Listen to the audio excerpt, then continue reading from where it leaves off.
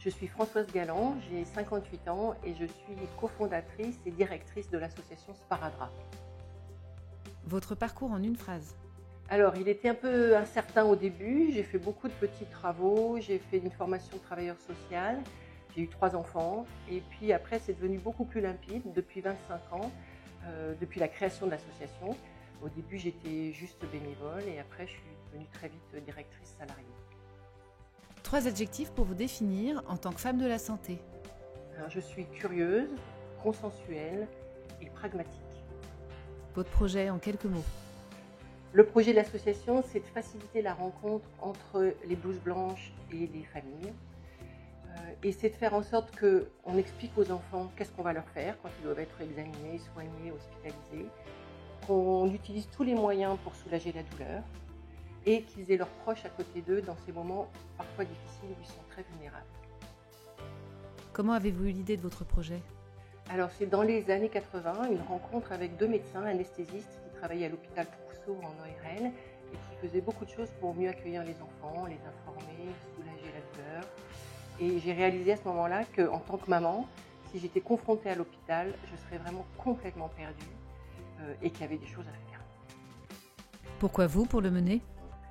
Alors paradoxalement, parce que j'étais naïve, parce que je suis une maman qui ne connaît rien à l'hôpital et qui osait poser des questions et qui voulait comprendre.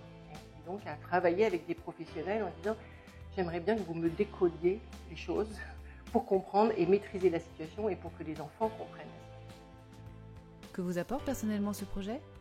Une grande satisfaction de faire entendre la parole des enfants, de faire évoluer les pratiques soignantes vers plus de bientraitance et de réaliser ou de faire réaliser que quand on avance dans ce sens, tout le monde est gagnant, les enfants, les parents et les professionnels. Et la santé en ce moment, vous en pensez quoi ? Je suis inquiète sur le manque de moyens humains, financiers, sur la souffrance des professionnels à l'hôpital. Les avancées sont très fragiles. On ne tient pas toujours compte de la spécificité de la pédiatrie. Par exemple, faire une prise de sang à un enfant, ça prend beaucoup plus de temps que pour un adulte. Et dans 10 ans ? J'aimerais surtout que pour les 1 million d'enfants qui seront opérés chaque année, on puisse leur dire « T'inquiète pas, ton papa ou ta maman seront là à ton réveil en salle de réveil ». Et ça, pour l'instant, seulement un enfant sur 4 peut vraiment en bénéficier. Est-ce que vous voulez faire passer un message à ceux qui nous regardent ?